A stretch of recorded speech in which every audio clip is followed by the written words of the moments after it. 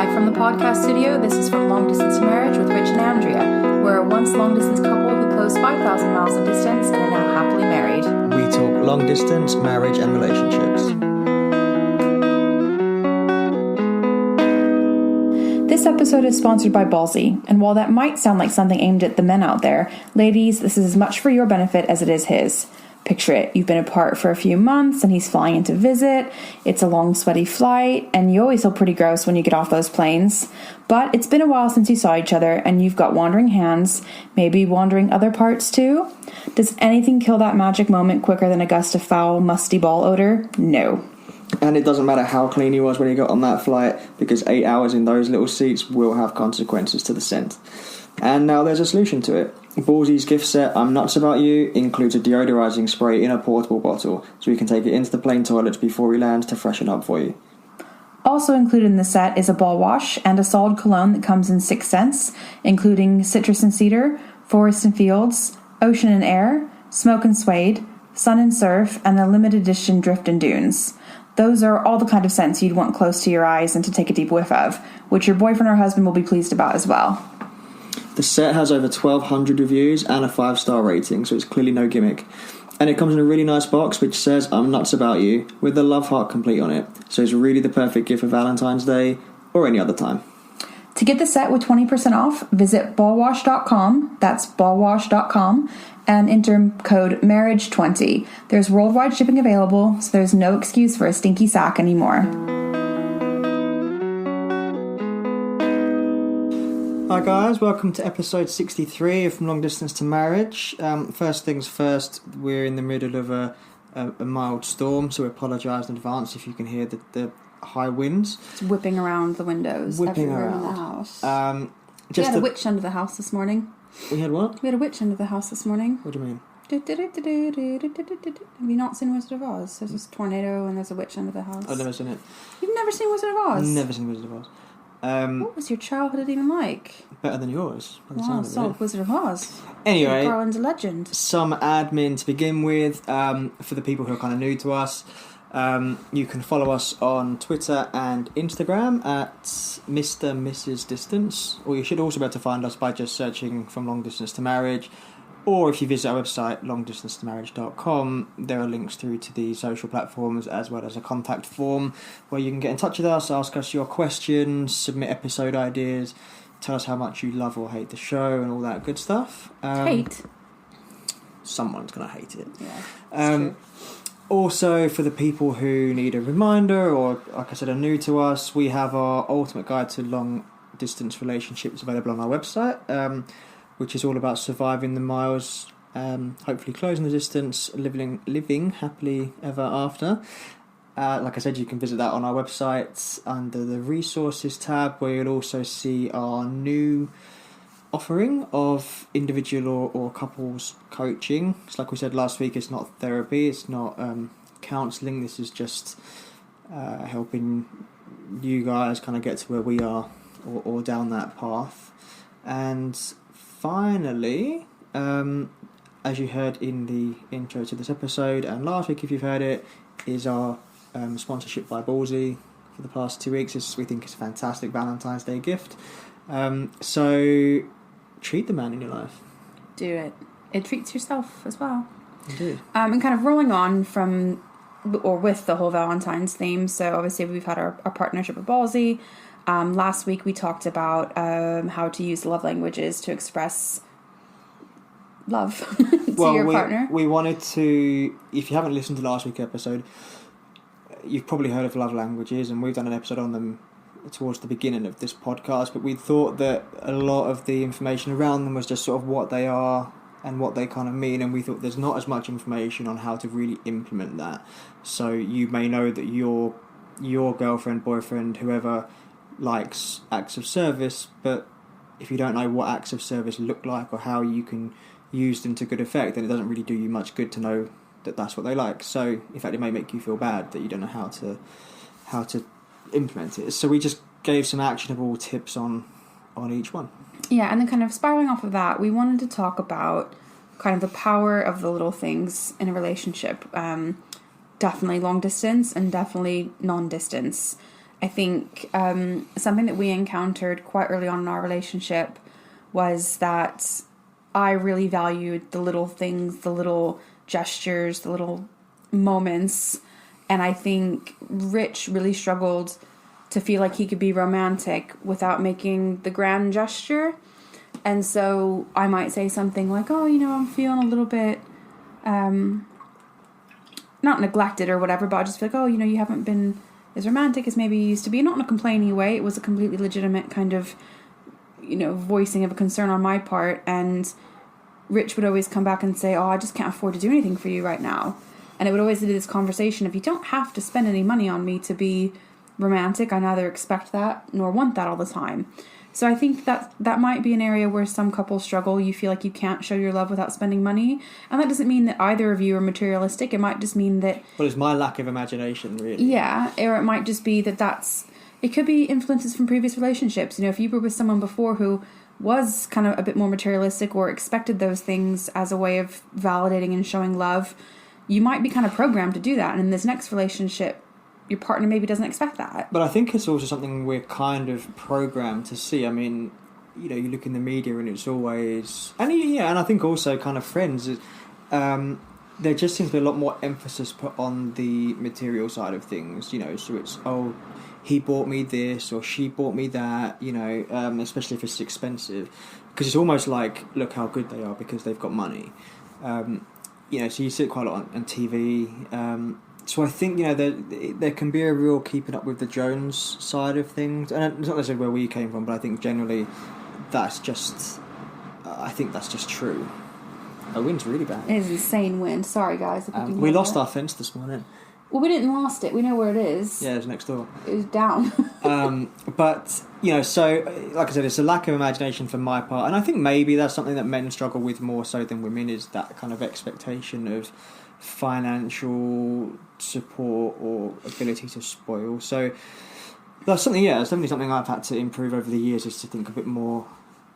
Because also it kind of goes back to what I said last week about the love languages of gifts. I think if all you do is spend money, it can very quickly lose the appeal and feel like, well, there's no thought in that, you're just spending money. So, this episode stemmed from, if you follow us on Twitter, I put a picture up on Friday just kind of explaining that I think marriage and long-term and just successful relationships about the little things. And I mentioned to Andrea quite a little while ago now, wasn't it, that I found a little hack for keeping hot drinks hot, because I always get really frustrated that if I have a cup of coffee or a cup of tea, it gets cold quite quickly and then I don't enjoy it. And I said, if you just put hot water in it first, boil the kettle, put hot water in there, leave it for 30 seconds to a minute, the cup warms up and then the drink stays warmer. And I just mentioned it in passing, I wasn't to ask you to do it. No, you just said, I discovered this. Yeah, I think I might have said it for you to do it for yourself as well.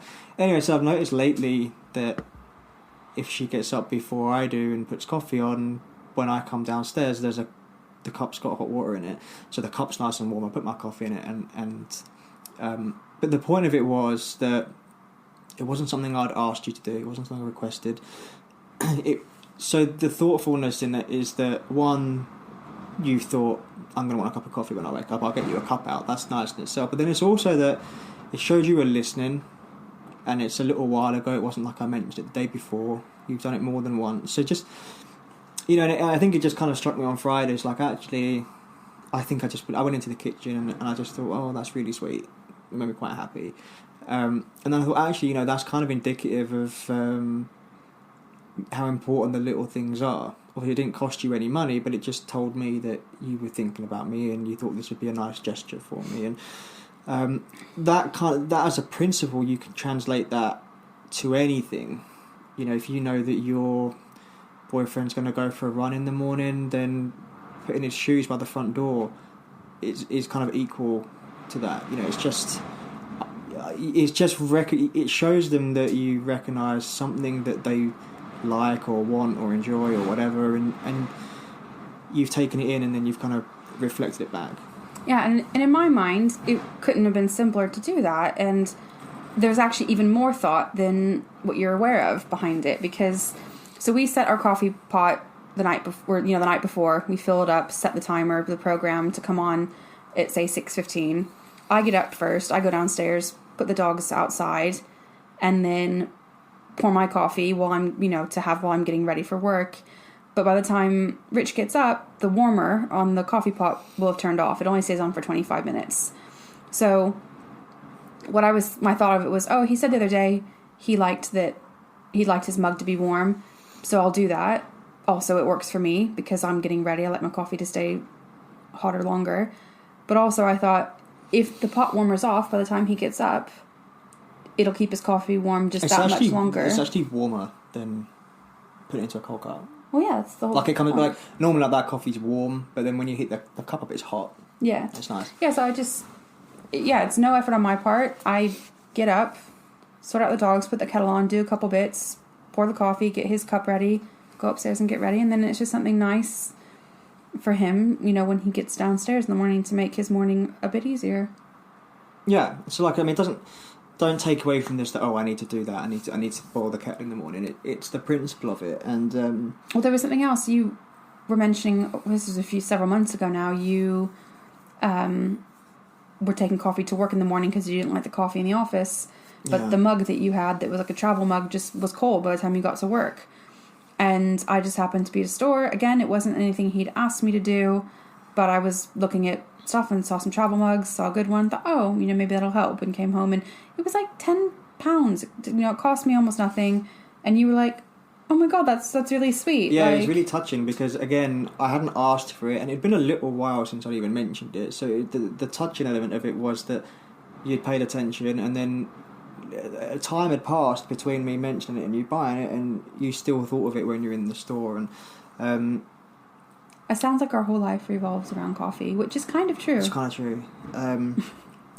But that's the point of it. So if you can just think, I know this is really important to my husband, wife, boyfriend, girlfriend, whatever you've got, what can you do around that? And one of the things we were discussing this morning for this episode was everything's so digital now that there's not really any need to write things down physically. And so, I mean, we don't know for sure, but I imagine that things like the traditional love letter are probably dying a slow death because, you've got email and text messages and instant messaging and Facebook Messenger and WhatsApp and Snapchat and Instagram message. So there's no need to put pen to paper anymore. And if you're in a long distance relationship, there's nothing probably more sort of exciting than meeting in person. But, beyond that, actually receiving something in the mail. Something physical. Because, well, I mean, it's not like, when you get an email, it's just typed font. When you get a letter, you can see their handwriting.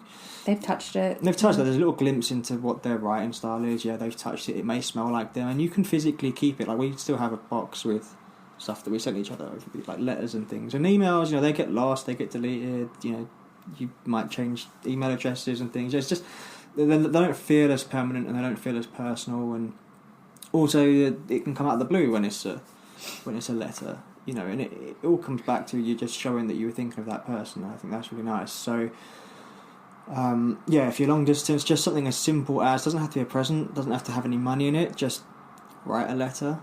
Send a postcard. I remember one of the things you did for me, I don't know if it was a birthday or not, but you put that little kind of book together.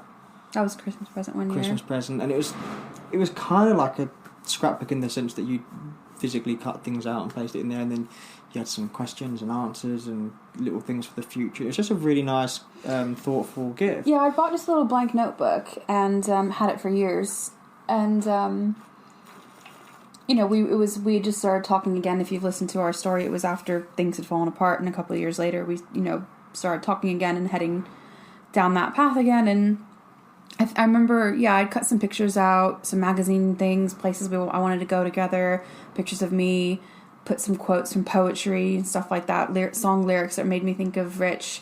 And I asked you for a list of questions, like what are some things you'd like to ask me about, like our future together, or just me, or how we'll be as a couple. And I put those questions and answered them in there. And it's something now that every few years you find it when you're organizing a drawer or something. And it still means a lot. The thing about physical things is it really takes you back. It just kind of transports you to, I remember reading this before. I remember where I was. I remember when I find it and I read it, it's like reading it for the first time. Well, I remember reading it for the first time. And I think never underestimate the power and importance of physical things. So long distance, definitely do that. And then also, long distance, I suppose, if time zones and whatnot aren't too difficult in terms of,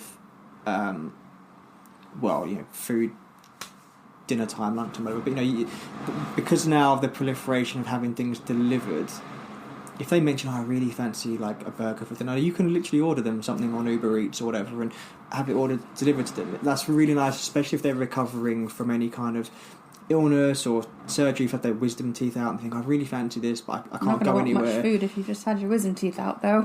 Well, you can get a McFlurry delivered to the... the point is, if there's a reason why they can't get something, or they just mention they want it, like, you can do that. All right, it's not quite as good in your mind as you being the one to go and get it and give it to them, but it's still great. They're not expecting it, and it's not expensive to have an Uber Eats delivered to them. And the same thing works for gifts. You can order things on an Amazon wish list and have it delivered. Let's give another quick mention to our partnership with Ballsy for this episode. Sometimes buying a gift for your significant other is easy, but a lot of the time it's not, and that's especially true when it's a fixed occasion like Valentine's Day or Christmas, rather than when you're feeling inspired. And then there's also the worry that they'll have got you a better gift than you've got them. Well, not anymore. Thanks to Ballsy and our 20% discount code, you can get the man in your life the best gift, and it's guaranteed that no one else has bought it for them.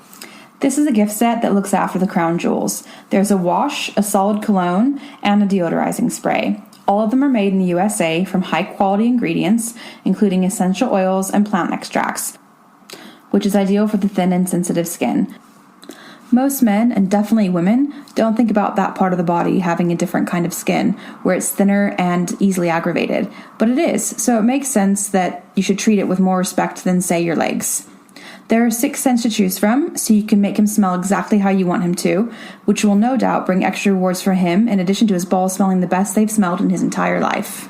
The wash and the cologne are fantastic products, but I think the real game changer is the sack spray. It's in a portable sized bottle, so you can just chuck it in your gym bag or your coat pocket, and whenever some assistance needed, the bottle's right there to save the day. And now those spontaneous sex sessions won't be ruined by musty nuts. And more than 200,000 people have used Ballsy, and its 5-star rating speaks for itself. So make your man love his nut smell as much as he loves your smell. Visit ballwash.com and enter code marriage20 for 20% off. That's ballwash.com and marriage20. So it doesn't even require huge imagination. It's just listen for what they tell you. Listen to the signs. And I think for me, part of the reason that this is really important, feeling like you're listening to me and doing things that aren't expected but are really appreciated. I think as you grow up, you really feel like you're taking care of yourself. Like at the end of the day, we have each other, but I have a lot on my plate. You have a lot on your plate with jobs and our own responsibilities in the home and the podcast and lots of different things. And sometimes you do, even though you've got your partner and you're in a good place, sometimes you just feel like you're taking care of yourself. Does that make sense? Yeah. Yeah, and just knowing that, there is someone there that's thinking of me, because I think when we're living at home and even as young adults, we might be working, we might be studying, but usually there's a parent around that's putting food on the table or your clothes are ready and washed. But for me, that's something I have to think about, because those are the kind of responsibilities in the household. I need to make sure that we both have clothes to wear. I need to make sure that there's food for both of us. You need to make sure that the bills are getting paid, that we're getting the best deals, the direct debits are set up, that our cars are have their MOTs and things like that, like registration. And sometimes you just don't want to think about something, and you just want someone to take care of it for you. And it's like, we've mentioned a few times before that sometime, I guess last year, you were having a kind of hard time, and I surprised you on my way home from work. I stopped at the store and got you some bath bombs and came home and ran you a bath, and it's just take the evening off, try and relax a little bit. And there's probably an argument to be made that I should do that even when you're not.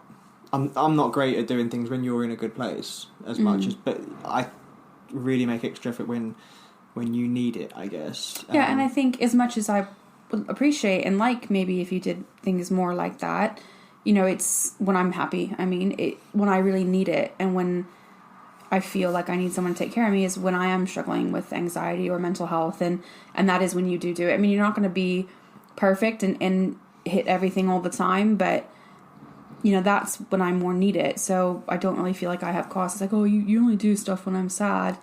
Like, well, that's when I need it more. So that's okay. So, it's really, really easy to become despondent with distance. Like, oh, I can't do anything. You're hundreds or you're thousands of miles away, and you're 8-hour time difference between us. Like, that's all true and it's all horrible, but you can still do things. And it is easier than ever because it's not you that has to do it. You just got to log on to Uber Eats or Amazon or whatever their favourite shop is. And even now, like with subscription boxes, if there's something they're really into, like to use you as an example, you like makeup. If we were still apart and I knew that, like I could create my own free trial. So it doesn't cost me anything. I can do a free trial that sends you that first subscription box. Mm-hmm. So there's plenty you can do nowadays that weren't options for people in the past. And even a few years ago, the huge boom in subscription packages is really, really recent. That's also true with things like Uber Eats and Deliveroo and whatever options you've got. It's a really, really recent development that you can take advantage of, and equally, as I said before, with the physical things, all this extra technology just makes physical handwritten or hand-picked gifts even more special, so you can combine the two into a fantastic combination. Yeah, but I think, and as much as it's nice to receive something that your partner did hand pick out or put in the post to send to you, that's not strictly necessary. Like, you were just saying, for example, like Birchbox or Glossybox makeup subscriptions. It doesn't matter that he didn't pick out the makeup products. That's actually probably better because they wouldn't have been what you wanted. Or you wouldn't know what was suitable. But yeah, signing up and buying a 1-month subscription or something like that would still be really meaningful. And it could be, if your partner loves movies, you could find the nearest movie theater chain and get them a year's unlimited pass, or buy them just even $50. Or just get them like some of the cinemas near us have what they call kind of VIP seating, or so it's just like an upgrade on the regular seats. It's more of a luxury experience. Yeah, it's more of a treat. So, or if they can't afford to pay for Netflix, then give them a couple months of that. Exactly. Of course, these are monetary ones, and I think sometimes, but they're cheap monetary ones. Yeah, and it's more about the gesture. It's not about necessarily going out and buying, big diamond earrings or buying the most expensive aftershave that he wants. And those things are nice, and if you can do them, certainly do them sometimes. But there's always something you can do. And because also with distance, I think when it comes to money, you kind of think, if it's a big ticket item, I think in the back of your mind, you're always like, well, I want to save up for a plane ticket, and that's going to eat into that savings. Whereas a month or 2 months of Netflix, you're looking at like $20, £15, £16. Like, same's going to be true with ordering them like a meal from Uber Eats, or the cinema passes. Like, they're not a huge amount of money, so you don't have that same concern of, well, I've got £500 saved towards a ticket, and that present's going to cost me $250 of it, and it's going to really set me back. You're only going to be taking out maybe $50. Something that, again, back to coffee ruling our lives. Something we used to do. At one of your previous jobs, there was a Starbucks right near you. Yeah. And we both had the Starbucks app because you could save up points and, get a free drink and stuff. And you could send, like, virtual gift cards to each other. So if I knew that he had a rough day ahead of him, or he was running late the night before and was really tired, had a rough start to his morning, I'd send a little virtual gift certificate on the Starbucks app for $5 to get it, or £5 to get a coffee. Right. And once in a while he'd do it for me, and it was just a nice way to say, hey, love you, here's a little treat, get yourself your favorite coffee. It's just, think about the things that you do together, or the things that your partner hates, or the things that they repeatedly ask you to do that you just haven't got around to, or you've been neglecting. Do it without them asking, because that's everything. If there's something that makes them happier, that's in your control to do, and you haven't been doing it, just fucking do it. Yeah, and also, like, I said earlier on, if they're recovering from an illness or surgery, like, if for whatever reason there's something, I gave food examples, equally it could be that maybe you treat them and have a cleaner come round for an hour, and just if they've not been on their feet and they, do you know what I mean? Like, that's just a kind of random example, but equally you can hire someone to walk the dogs for them. If anything that just takes away a little bit of pressure or stress or something, so it doesn't even have to be something physical for them to keep. It can just be what would be a nice gesture for them, what shows I'm thinking of them, what would make life slightly easier for them. Because a cleaner for an hour or two, again, you're looking at like £20-30. Like, something I love, if I'm feeling ill or run down, the first thing you do is, oh, can I get you anything? Can I do anything? And that might be, yeah, could you make dinner tonight? Or, yeah, my stomach's upset. Could you run out and get me ginger ale? Or, whatever that is. Yeah. You've gone out at 11 o'clock at night to the gas station, to run inside and get me a soda or crackers, whatever I've needed. And I just know that you're going to take care of it. And I don't have to even really ask you to. You say, oh, what can I do? And, often we do that for each other. If I just know that Rich is bogged down, busy, sometimes I'll just say to him, is there anything I can do today for you that'll make your day easier? And that might be, oh, yeah, could you make sure that, this goes to the post office? Or could you make sure that... just admin. We go back to my mom, or it might be something bigger, like, you don't really ask me that much. You get home later than me, so your days are a little bit longer, but I've said to you, like, when you used to get home to me before, like, oh, if there was a bath waiting for me when I got home, that'd be amazing, and there often was, so... Or I've done it without you asking. Yeah. But you have to work around your schedules, and I think, especially in long distance, people might feel like the grand gestures are so important, but, they're great, and sometimes you feel like you want to do something like that because there's so little that you can do at times because you're so far away, but don't feel, I think, tied into that too much. And as much as we were saying how nice the physical things are, in some ways technology has really improved certain aspects of being in a long-distance relationship. So you can make a playlist. I think I've said this in previous episodes on Spotify. Send them the link. They don't have to pay to listen to playlists. You can have a free Spotify account and do this.